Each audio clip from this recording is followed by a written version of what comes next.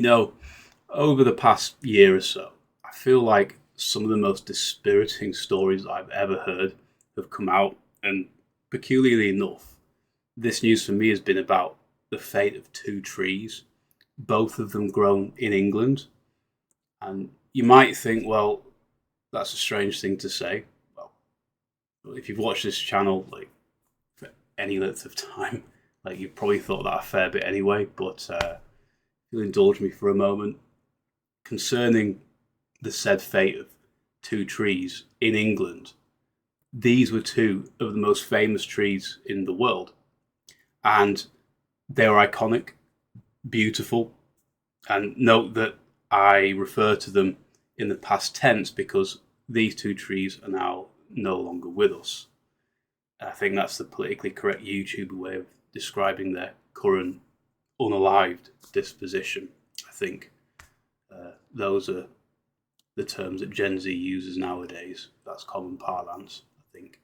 But anyways, these two trees, pictured in the thumbnail of the video, recently have been in the news cycles as they've both died. One of them a few days ago, or rather a few years ago, it was chopped down, and the other died naturally only just a few days ago.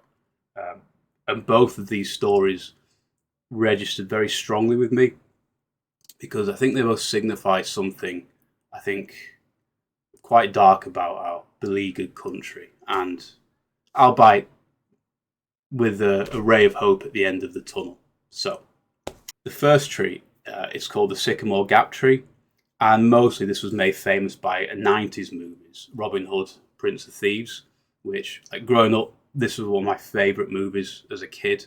I mean, who can forget, the Sheriff of Nottingham threatening Robin Hood by saying he'll cut his heart out with a spoon. Well, it turns out my heart was to be cut out with a spoon when I heard of the news that the Sycamore Gap tree had been felled by a couple of just iconoclastic moron thugs about June 2023, I want to say, who just wantonly just taken it by themselves to just cut it down one day for no reason, seemingly. I mean, other than just loutish, drunken vandalism. So, now, they were subsequently sentenced to a few years in prison for this act, which, again, criminal justice system strikes again. I mean, these thugs will probably already be out, for all I know. Like, if there were any true justice, again, they'd obviously, just be flayed for this kind of heresy. It's just, I mean, in Minecraft, obviously, I don't know how you'd flay blocks, but again, it's just the justice system, I think, simply at this point just finds this kind of crime subversively funny because it hurts us spiritually, it undermines us, it's a desecration of our history in the most intimate sense, which, of course, that's what the justice system in England is trying to do to us anyway. The Sycamore Gap tree, apart from being aesthetically just picture perfect, it's an idyll of the rugged Northumbrian skyline. It's viscerally symbolic, was viscerally symbolic, as a part of, I think, a kind of modern interpretation of English folkloric legend Robin Hood, known all over the world for it. It's a modern icon of a traditional symbol, and for me, it's one of the extremely rare examples of a modern England just intertwining naturally with something much older, and it not end up feeling alien or out of place or inorganic or modern kitsch. It's a connection to much deeper roots, or at the very least, it harkens to it, I think, without bastardizing it. Now, the other tree of repute is well known. Well, it's colloquially, I think, just known as just the Robin Hood tree. I think, it doesn't leave much room for the imagination in terms of romantic symbolism, with its name at least, but it's very much just, this is the Robin Hood tree, mate.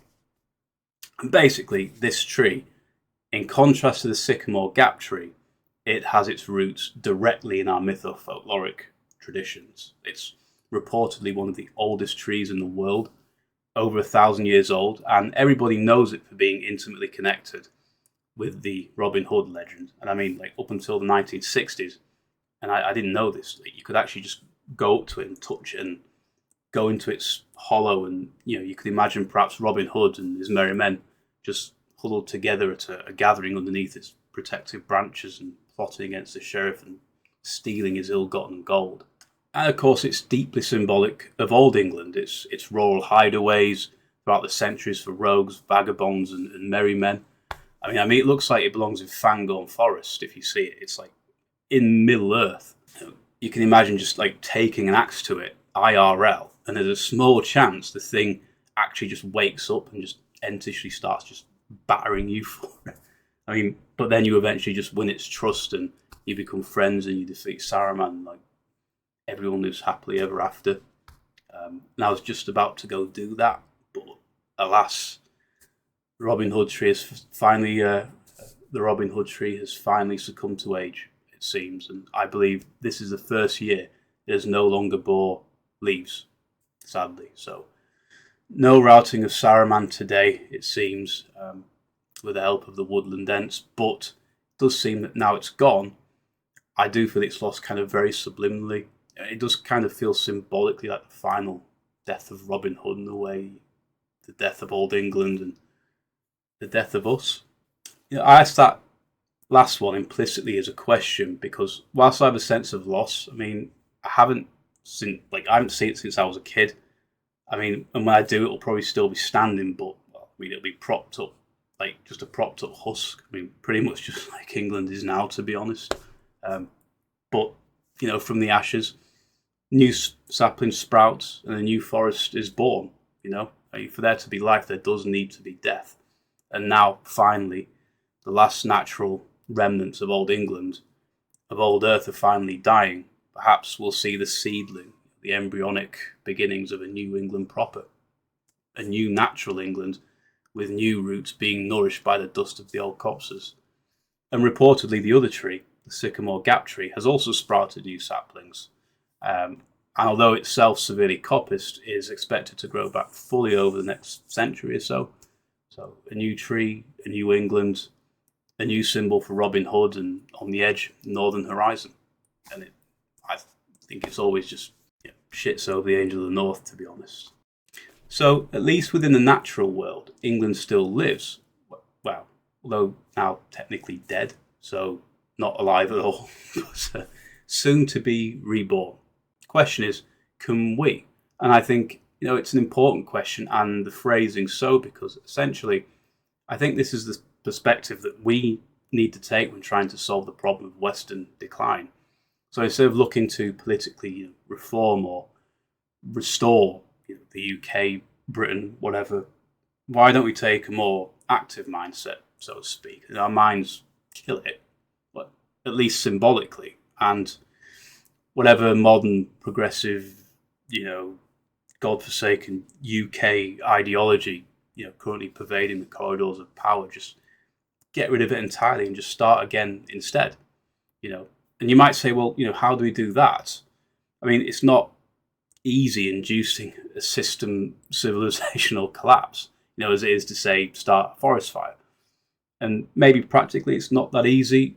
The system is very resilient. Anyone can symbolically, practically, in a way at least, begin to reject, to turn away from it, from modernity. And the more people that do that, eventually the thing just has to collapse. It loses energy. I think the reason it doesn't, it's the same reason why most people, I guess, it's why they vote in the first place, because, they fundamentally, deep down, they believe in it. Or at the very least, they just slavishly rely on it, right? But what if a positive vision, that inspired people, had practical application, could entice people, not necessarily to just reject the current dystopia, but to start actively building a new one, a new utopia?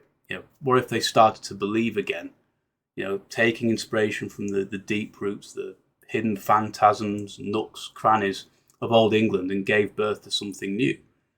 This, I think, is what ultimately will ensure our collective survival. Not that the current system, through degradation and malaise, will necessarily push good people away, but that good people will just be naturally drawn to something better. You don't need to sell a good thing; they'll just flock to it over time. And with the death of old England, the passing of the mighty oak, the felling of the Sycamore Gap, a new England can now be born. And the question is, do we want it? And are we willing to fight for it? I mean, who knows? Maybe in 1,000 years, there'll be legends told of a new Robin Hood, who fought against the kingdom or cathedral, whatever, and hid in the nooks in the recess of the woods of the forests of England, of trees planted anew by people like us today, right? And we'll have hit power ballads like in Bryan Adams sung in our honour about us, and the fair maidens, they'll swoon over our graves in gratitude, I'm sure, one day.